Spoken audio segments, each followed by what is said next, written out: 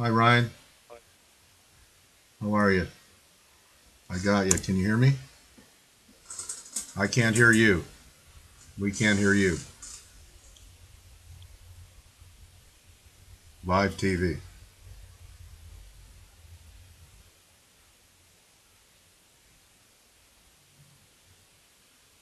Why don't I call you back and pick it up as an audio call? Pick it up as an audio call. I'll call you right back.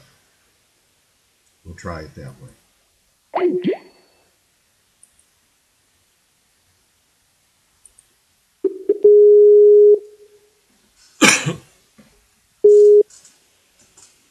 Hi, Ryan. We still have no volume. I guess we should have tested this before the interview. How disappointing. I was really looking forward to talking to you. All right, perhaps we'll reschedule. If you want to take a few minutes and try and figure it out, it seemed like you could hear me, but we can't hear you. So it's the audio on your side. Okay, buddy?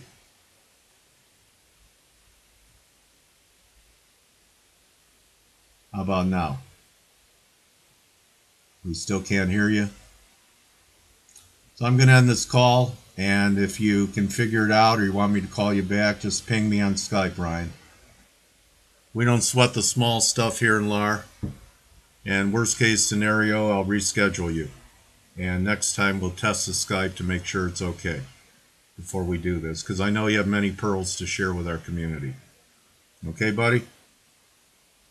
Oh, here, can you hear me now? Oh, yes, yes. Okay. Okay, it's like that commercial. Okay. What was that commercial? Can you hear me now? Can you hear me now?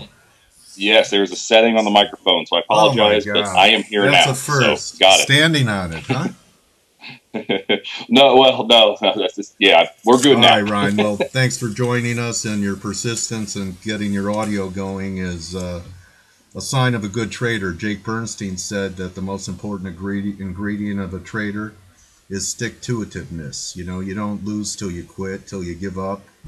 And I like to start from the beginning. I've told our community you spent a decade of your career with Schaefer's Research. I know they do a lot of sentiment work in the options market. I'm interested in what even happened before that. How did you get involved in the business? What was the catalyst? And did you have a mentor yourself when you started? Sure. Well, Dale, when I first started, I was at Xavier University in Cincinnati in 1999, which, of course, you hear that year, you think some interesting things. So the market was obviously going crazy. I was a junior. My dad gave me some money to play with. That quickly quadrupled it. Now, anyone could have done it back then. I was playing in things on TV. Yeah, so you thought, and sure enough, you were a genius, right? I thought I was smart. I thought this was an easy game. 15 years later, I realized every year I learn. And, I don't know as much as I thought I did the year before. Right. But back then, I knew everything. Of course, I was on margin like everyone else, or a lot of other people didn't know what they were doing. And then things go down, and you realize you can lose it a lot faster on the way down. But I was hooked because I always knew I wanted to do something with numbers, something with numbers. Really. Yeah, what was your major at Xavier? It was finance. Okay, my major. I started. So you had that attraction to it right away, and your dad. It's really your dad's fault that you got involved in the business. You could blame him. We'll blame him. Exactly. Yeah, I started in accounting and realized that's not for me. I really didn't. That's too particular for me. But then, jumped to finance. And anyway, so then, but I learned, you action junkie, you couldn't be a CPA. No, I can't. You're exactly right. No, but then I realized, you could have made, or I could have made money on the way down. Again, I didn't realize that when I first started. Then I was hooked. You can make money up or down. And it just was, then my love of the stock market started. And then graduated from there, got my MBA up at Miami University up in Oxford. And then there was a position at Schaefer's Investment Research here in Cincinnati that I took, I guess about September of 2003. What a great place! What a great place to cut your teeth, man. They do a lot. They do a lot of great work. Yes, I mean it was a blast. And you asked who my mentor was, and I guess you have to say before. Yeah, Bernie. I mean Bernie, hands down, Bernie's been my mentor for over a decade now, And I started off as a trader trainee, I guess what you call it, and just watching and learning. And what Schaefer's is an options newsletter. Right. And they do the research. They send out the picks. People pay them for research and picks. And that's, a couple of years in, I started actual trading. About 6 years in, I started doing live TV, live media. Right. I've been doing and enjoy doing that. Enjoy writing. I've seen you on the tube, buddy. Yeah, I'm around. Yeah, I'm out there somewhere. You're out there. You're out there. Taking the other side of what Joe Kernan says sometimes, right? Well, Joe's from Cincinnati also, so I try to be nice to Joe. But you're right. Every time I'm on with Joe, he always mentions something about Cincinnati. But regardless, so I was there 10 years, and I was just ready for a change. And I learned much as I could, and now I'm kind of branching out on my own, doing some of my own things. I just recently, as in like 2 or 3 weeks ago, was named an official Yahoo Finance contributor. Oh, that's great. You're with Phil Pearlman now. Yes, exactly. Phil's Phil, a great I'm actually, guy. See, I know everybody, don't I? Yes, good. That's right. That's good. I'm actually flying to New York on Thursday for a big Yahoo Finance contributor kickoff party they're having, so we get to see Phil and all the other guys that are part of it. So, just today, one of the things I wrote yesterday is actually on the front page of Yahoo Finance right now. So it's an awesome exposure for me. The things that I write on Tumblr, I have a Tumblr blog. Yahoo bought them, and whatever I pump out there goes to Yahoo Finance, and it gets me out there. And then also, I'm working with Seatmarket, Andy Nyquist. Yes, I know them. Yeah, so that's right. I've seen your contributions there. Yeah, and I'm starting to do a lot more with them. And Andy's an awesome guy. He's a founder there, and we're in some talks. Maybe I can jump on and do more with Seeatmarket also, which I'm excited about. I've interviewed Andrew. That's what I thought. Andrew Unknown and Alex Bernal. A lot of great analysts on that site. Great place for intelligence gathering. Yes, so that's kind of how I hooked up with them, and now we're maybe going to take it to the next level, which would be a blast for me. You sent me some interesting stuff about an hour ago, Ryan, on showing put-call ratios, et cetera, et cetera. So I'm going to show you how to screen share. If you just take your cursor and scroll down towards the bottom of the Skype box, you'll see icons. You'll see a red phone. You'll see a plus sign. Yeah. Yes, I do. The plus sign. Okay. And then it'll say start, screen share. Sorry, let's see. And then we'll share screens. Right. And then it'll say start. Got it. Oh, then start. I see. Yeah, and perhaps we could go over. Right now, I'm seeing you. Okay, there we go. So we're looking at put-call ratios. And it's interesting that the Bears are at the highest point in a year. Obviously, they're suffering with this huge reversal we had from Friday. Does this mean that more Bears have to diminish before we might have a more significant high in the market? Am I reading you correctly? Sure. Well, what this is a CBOE equity only put the call ratio at 21-day moving average. And it's one I've used for a while. And the easiest way to put it, it's the orange line there going up. Easiest way to put it, the market, being the S&P 500, I guess, usually trends inversely with this. So as soon as that started to roll higher back in late June, early July, I started to mention that could be some type of a warning. And as we know, small caps and retail, those got hit. And just recently, finally, the S&P started to roll over. But, what I'm encouraged by here and now is, again, that's the highest point it was since earlier this year. So there's a lot of, from that contrarian point of view, Schaefer's, they look at sentiment closely. So I've been versed in that world. Right. So, there's a lot of skepticism. And as we go through, I'll show some more charts that show this. But, that's up around an area that, hey, you could say maybe there's enough worry out there that if we get some good news or just maybe some not bad news, the recent strength that started, could kind of give a surprise and continue to go higher. Or price. All we had was an Interfax story on Friday. Right. So it sure that kind of shows. Fourth biggest day of the year. Yeah, it kind of shows the compression of the market that just one Interfax story would ignite the kind of rally that we had. You had 50 handles in 24 hours. Exactly. And something else this week is, options expiration for August. And historically, options expiration week's usually a little more volatile, and you can talk to 10 people and get 10 reasons why. Bottom line, lots of trades are going off behind the scenes, lots of things happening, being closed out, being rolled. So when you get the expiration weeks, you can get more volatility. So I've kind of said, hey, this week, be on the lookout. And last 2013 August expiration week was down 2.1%. which was the largest options week loss in the past year. So, August, for whatever reason, could be random, we've seen some big events, back to 1990 when Iraq invaded Kuwait, and it happens in August. Now we're in August I don't again. know how old you are, but the low in 1982 was in August. Well, that's true. That's a good point. And the I guess high no in major 87 news, was in August before the crash. True. Yeah, so I mean, I was around. I guess I was 2 years old. Well, so 4 years everyone old. Thinks they could leave. Right? Everyone thinks they could leave and come back after Labor Day, and they may miss some fireworks in August. That's kind of my take, exactly. And the fireworks could be to the downside, to be honest. I mean, because we have seen some big drops in August. You look back. I look back since 1980. The average negative returns, not the average return, but when the month is negative, August is the biggest loser. Now, 4.66%. So what I'm getting at is when August is down, it's down more than any other month. So I'm not trying to sound like a big bear here, but I'm saying, from a pure seasonality point of view, maybe it's still the end of summer, light volume, whatever the reason. Right. August is one to be paying very close attention to. It's not that boring. It's usually exciting. Okay, so that kind of conflicts with what you're seeing in put-call ratios, is that August could end up being, yes. There could be some air pockets in August, and maybe the recent bearishness, they can be right for a while, can't they? Can't even the retail trader be right sometimes? That's a great point. And, we all try to measure, myself included, measure sentiment. But if you look at something like the mutual fund inflows, outflows, the retail guys were selling equity domestic mutual funds back in 2006 and early 2007. They were net negative. So, they were accumulating the whole way up. So, yeah, there are times retail guy can be right. Of course, we usually say fade the retail guy because of dumb money, and there is some truth. Definitely, there's truth to that. But you can find times when the crowd when the dumb money is the smart money, because they're naive enough. I mean, sometimes you have to be naive enough to stay with a trend thinking it's going to go on forever. And the more sophisticated of a trader you are, the more cynical you are about what you see.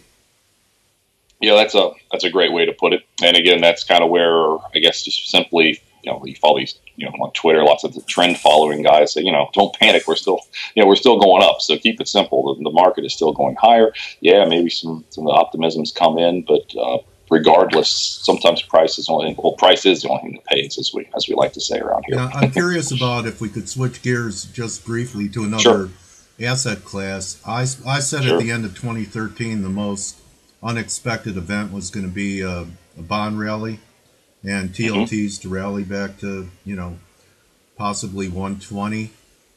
What's your take on the fact that the bonds are continuing to levitate here, and is sentiment starting to get, since people have tried to top pick bonds when the taper began and they've had their head handed to them over and over again in the last 6 months, could be reaching some kind of critical mass in the bond market up here? Yeah, I mean, when you talk about bonds, I think this year, at least so far, is going to go history as one of the greater contrarian plays. The big talk was, if the Fed can't keep rates down when they were trying, how in the world are they going to keep rates down when they're not trying, starting to taper? And sure enough, what's happened, like you said, we've had that. A funny story also on bonds.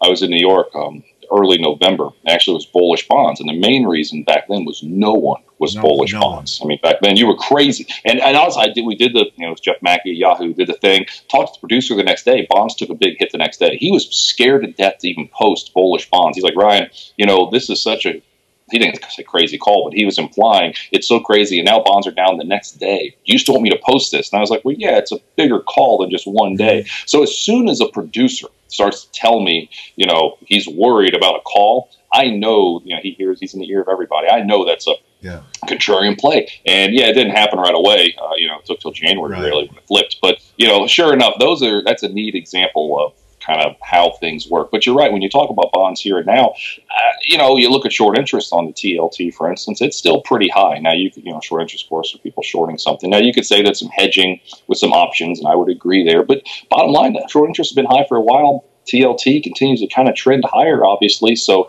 I'm with you. I still think, especially when you consider August and September historically are two of the more bearish months for stocks, like we just talked about. The VIX historically is extremely bearish. I'm sorry, extremely bullish in these months here. A lot of volatility. So it still makes sense to me that trend.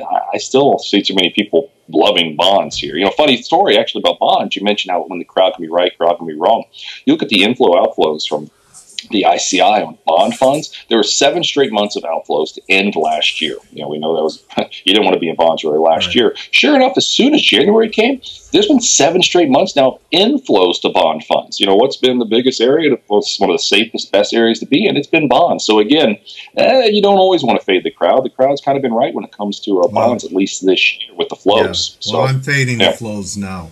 What do you see with this VIX term structure? I trade VIX options. What do you see here? Right.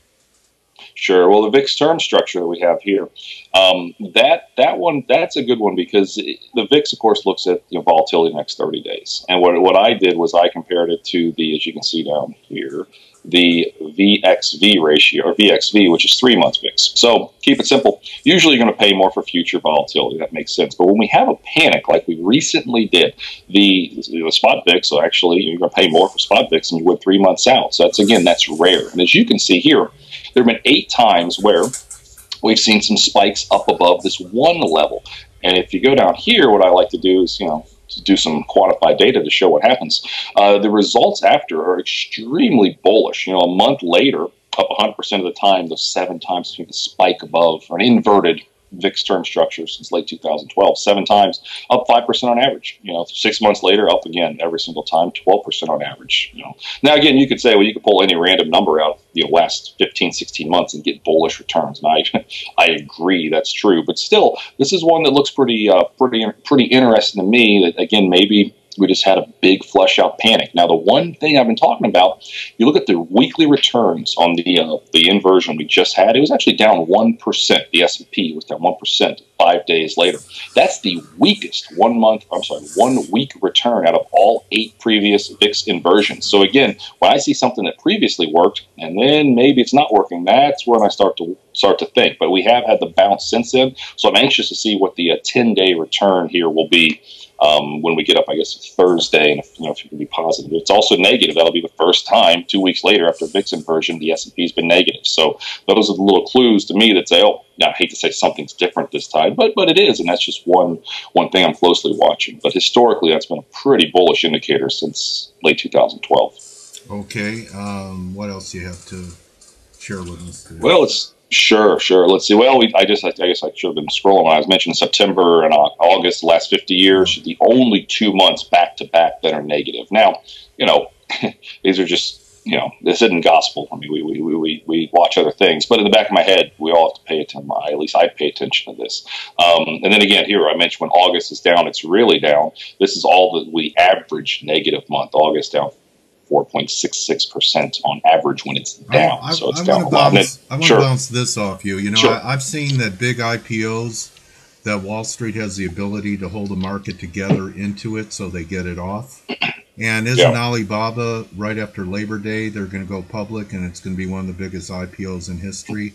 Is it possible that they hold the market together into that launch of that IPO? Yeah, I mean, I think that's definitely a great point and a possibility. We can always point back to when we've had these big IPOs, back in the 2000s, I guess, when that's kind of a contrarian peak almost, where they're finally putting the big ones out there, and biotech's a neat one where, we're seeing record IPOs in biotech. Now, biotech obviously has done well, but again, the contrarian indicators for me, at least, are flashing when I'm seeing, 2 and 3 biotech IPOs every week, it seems like. Wow. And they've done well, yes, but again, we've seen more biotech IPOs this year than any other year, and there's still a few more months to go. So that's kind of in the back of my head also when it comes to biotech and IPOs, how you play it. But you're right. I mean, the whole Alibaba thing is definitely, the timing of it is a little interesting too, September-ish. Yeah. So that's something to pay attention to, no doubt. Something a cynical guy like me is thinking. Hey, I'm cynical too. You have to doubt everything, and at least when it comes to trading, I think that makes a lot of sense. So what are we talking about here on the presidential cycle? Well, this is just this is the average VIX. Mentioned how it's usually high right now, so the average VIX is 90. So anyway, now we got the presidential cycle. These are some charts I just created recently. This first one here, we're year 2 of the presidential cycle, and historically, actually, year 2 is not that great. You can see the blue line here. We're actually negative since 1950, year two of presidential cycle, as late as October before a late year rally. So, the fact we're up here around 4% or so for the year doesn't sound great. But again, we're actually kind of we're fighting better than the average. We're fighting that cycle right now. Yeah, we're fighting that cycle and actually doing a little bit better. Exactly. Now, here's a neat one. If you look at the average, now all I did by average, this is the average year, the blue line, the average year since 1950. Then again, now the gray one is what is currently 2014. We're about average. This actually bounced a little bit since I did it. So we're about exactly right where we should be, I put that in quotations, versus the average year since 1950. So it's been a wild year, we all know. But again, up around 4.5% or so for the year is actually considered average. So, and I did a few more of these charts. And what all these charts tend to show, you have the summer volatility, then you have the strong year-end rally. Now, one I didn't include, and I probably should have, this is what we call technically year 6 of the presidential cycle. Obama's second term, second year, so year 6. There's been 4 of those since 1950. The average return during year 6 of a presidential cycle is actually 23%, so extremely bullish. Now, only 4 examples, and you could say, you could say it's random, and I'd almost say, maybe it could be. But there is some seasonality to the year 6 thing that says, the second half of the year is usually pretty strong. In the last few months, you really see a big move. So, in this one, so far this year, we are trending beneath what the average year 6 has done since 1950. Nonetheless, it's just something I'm paying attention to that says, hey, that's a neat chart. This is maybe something pretty strong. Interesting. And we were up, that amount last year. Maybe the cycle's a year ahead of itself. Yeah, that's a good point. Yeah, it could be. Last year we gained, just under 30%. Right. And, I looked, since 1991, there have been 7 years we gained 20%. The very next year, we were higher every single year. So, it could have been 1%, could have been 100%, but we were higher the next year every single time. And the average return is like 15%. So, when you have a strong year like last year, a lot of the studies that I've done say usually the next year it's always bullish, and it's always up, I should say. Since 91 at least. And again, usually it's pretty strong. So we're kind of fitting that mold. We've got this choppy summer, maybe some volatility, but all in all, a lot of the stuff I look at still sits side with the bulls, at least for the rest of this year. Okay, great outlook. And domestic equity flows, you're showing that. And yeah, here we go. Largest July outflow last month since December 2012. This is from data from the ICI. So to me, we've got people selling the last couple of months, domestic mutual funds. Now, the big caveat there is, where's it going? Well, it's probably going to ETFs, and I'm fully aware there. But again, to me, from a contrarian point of view, kind of says people don't trust Wall Street. They'd rather put the money in ETF and take it out of their mutual fund and do it themselves, which I think is great. People taking advantage of doing things themselves. But still, there's a lot of fear last month. Has become a huge trend. Yes, and I think a lot of it is we lost, you say lost a generation of investors. There's some truth to that. The only guys left are more sophisticated. You look at where the volume's been. Everyone saw the NYSE volume's low. Well, it's in the options. It's in futures. People that are left are more sophisticated. They're using fixed options to hedge themselves. They're using options, using futures. And that's why that's kind of been, I think, the last 4 years where the trend of growth has been versus just NYSE volume. Because we lost a lot of people, lost a lot of mom and pops, but the guys around are still are more sophisticated, I think. Okay, great observation, Ryan. I want to thank you so much. It's great meeting you. You have bond flows, equity flows. Yeah. Yeah, so almost done here. Yeah, this is just since 2007, over $1 billion in bonds, 620 million taken out of equity funds. So again, just a big diversion there. But again, a lot of that money went to ETFs. Now, what do I like right here? XLB, materials are finally starting to do well real quickly. Alcoa last year gets kicked out of the Dow. Right away, that's a contrarian signal to me. And Alcoa is up 70% since they were kicked out of the Dow, and Nike's up like 10%. That's who they switched places with. So that was a good one. And now steel, I like steel a lot here. AK Steel, CLF, that's more of a coal name, I guess. But, coal also looking good. So stuff that comes out of the ground and steel, those are the areas I think could very well lead the second half of the year after lagging the first half of the year. That's interesting. So, the groups that you like exemplify economic strength. I mean, they're commodities of construction, unlike gold being a commodity of destruction.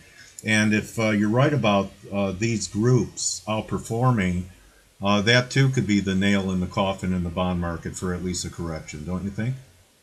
I think so. You're right. And, there's also, I'm a big fan of John Murphy, a lot of his work. China's been doing well. And he's been saying, when China does well, usually these material names do better. And you can say the Chinese data is all rigged. I don't think any of us disagree there. But hey, the price action's been strong for the most part in Chinese stocks lately. So that could be another kind of inter-market analysis thing that says maybe these materials are doing great. And lastly, steel was the largest winner in the fourth quarter last year in terms of percentage gain.